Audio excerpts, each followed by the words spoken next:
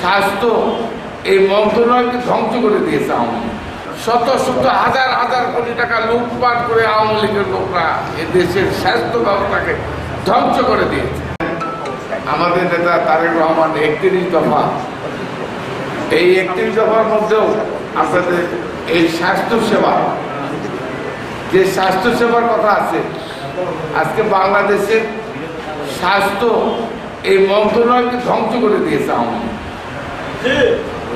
আওয়ামী লীগ কাজ না করে, ওষুধ সরবরাহ না করে, শত শত হাজার হাজার কোটি টাকা লুটপাট করে আওয়ামী লীগের লোকরা এ দেশের স্বাস্থ্য ব্যবস্থাকে ধ্বংস করে দিয়েছে।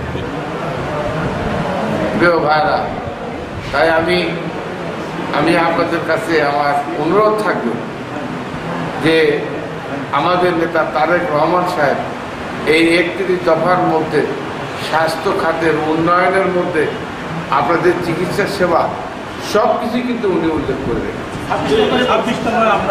26তম এই ডেটটা 31-এর মধ্যে 26তম দফায় আপনাদের কথা উনি উল্লেখ করেছেন। অতএব আমরা বিশ্বাস করি আগামী দিনে বিএনপি রাষ্ট্রীয় ক্ষমতায় গেলে অবশ্যই পল্লী ডাক্তারদের মূল্যায়ন তারেক রহমান সাহেব করবেন। পল্লী ডাক্তারদের মূল্যায়ন বিএনপি করবে।